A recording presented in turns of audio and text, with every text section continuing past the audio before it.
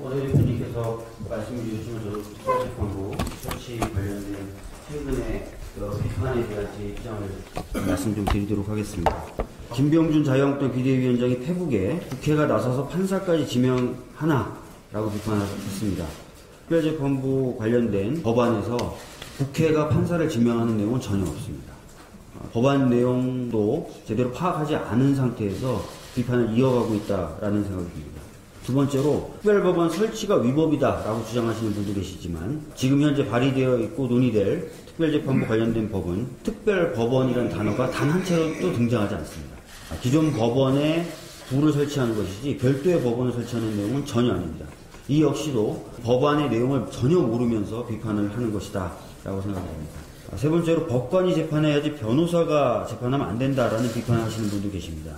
이 역시도 법 내용을 아예 파악을 못하고 계신 비판이라고 생각합니다. 관련돼서 이미 발의되어 있는 법은 기존 법관 중에 이 사건을 담당할 법관을 정하는 것이기 때문에 마치 이제 특별검사처럼 일반인을 검사로 만드는 그런 내용이 전혀 아닙니다. 오해 없으시길 바랍니다. 네 번째로 사법행정에 외부 인사가 관여하는 것이 위헌이다라고 주장하는 분이 계신데 사법권 독립이라고 하는 것은 재판 자체에 관여하면 안 된다는 것이지 사법행정이나 사법제도 설계에 국민들의 의사가 반영되는 것을 막는 취지가 아닙니다. 현재도 법원행정처도 국정감사를 받고 있습니다. 즉 국회 감시를 받고 있다는 것이죠. 마지막으로 국민참여재판을 받도록 하는 것이 위헌이다라고 주장하는 분도 계신데요.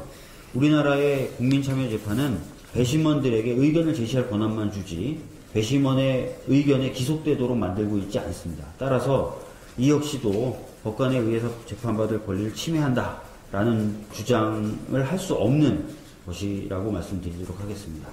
국정감사에서 드러난 바에 따르면 사법농단 관련돼서 조사나 수사를 받았던 판사가 최소 80명 이상이라는 겁니다. 그리고 그중 대부분이 서울중앙지방법원과 서울고등법원에 있다는 것입니다.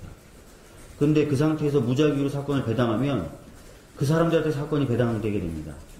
자기 사건을 자기가 판단하도록 만드는 게 공정한 재판입니까? 공정한 재판을 해야 된다는 것이 가장 큰 목적입니다. 야당은 더 이상 사법농단 세력을 비호할 생각하지 말고 특별재판부 도입을 위한 논의에 적극 나서야 될 것입니다. 참고로 여기서 말한 야당은 자유한국당을 의미합니다.